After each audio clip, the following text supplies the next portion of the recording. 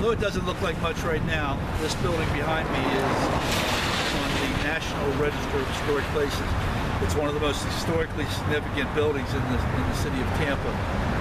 At a time, it was built in 1901, and at a time when black people were systematically denied entry into white-owned businesses, black people had to create their own businesses. And this is an example of that. This has been out of operation since 1989, and it serves now as hopefully a monument. When it gets restored, it'll be something of a museum. It'll be fully restored and open for tours and things of that nature. But right now, it's just, by all appearances, if you didn't know any better, it's just a rundown old raggedy building. But the likes of very popular and famous black entertainers from that day and up until the end of segregation stayed here whenever they came to Tampa. I understand James Brown, Count Basie, Ella Fitzgerald, on and on and on. Grocery list full of black artists and luminaries stayed in this building, along with other buildings. As I mentioned earlier, it was built in 1901 with 6 stories. Over time, it grew to now the 2nd floor, and also 22 rooms. It had one in the back as well. So we're going to go around and take a look at it real quick.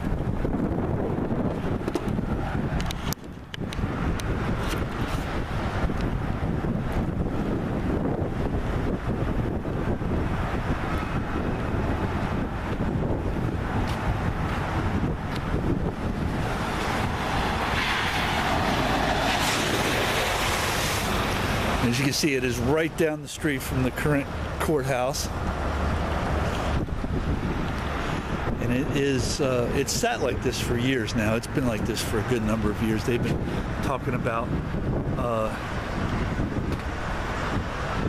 restoring it, but so far all that's been done is, fortunately, what has been done, I shouldn't say all that's been done, what has been done is they've obviously have shored this part up, and they're going to try to save hopefully the columns and whatever else they can of it.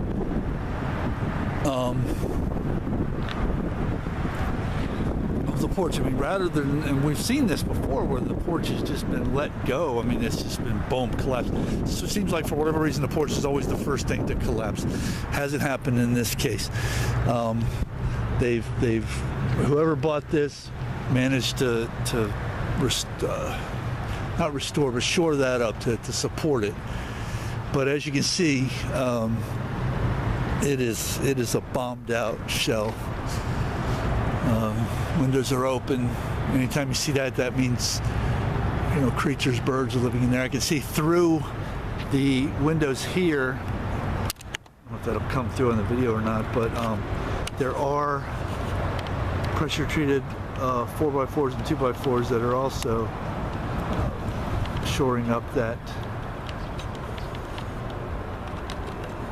structure in the back. So whoever's owned it hasn't, whoever owns it hasn't restored it yet, but they haven't just let it fall down either. So, and inside here you can see as well there are efforts to keep it from collapsing.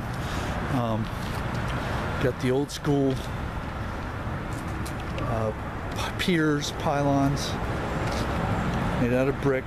That's original, I'm sure, early 20th century brick. Some of the brick is falling off the chimney.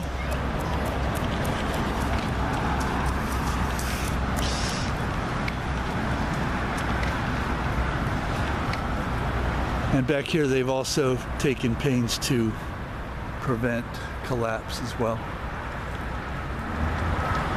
You see there's an old staircase right through here.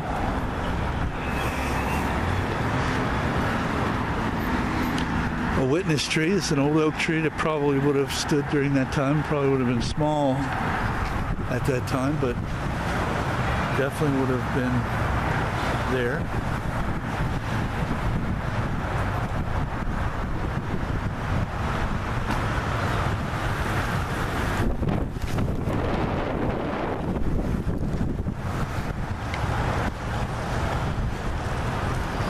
it's more of the same. It's basically just an old rectangular shaped building. It's got two chimneys in it. The significance of the building is not in its architecture, it's in the history of it itself, of the people who stayed there, the reason why it existed to begin with. And that's what makes it interesting.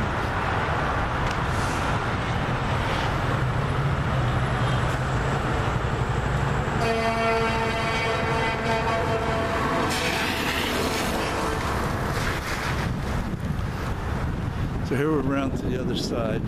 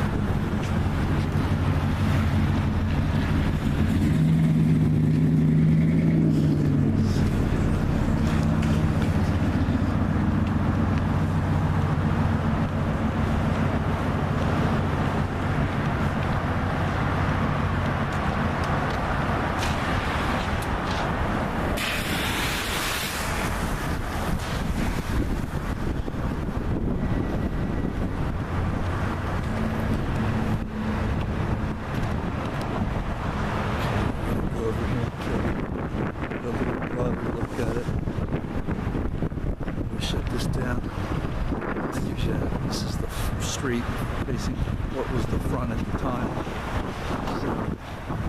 So that's it, the Jackson House. I finally got to come here. I've been wanting to come here for a long time. Finally found out where it was exactly and took the time to do it. Part of the downside of what I do is most of it is done further away. It's not in my own backyard. This is pretty much my own backyard. I used to work right on the other side of that building there for 3 years. Never even realized this was here. Very cool. We're going to photograph it and head out.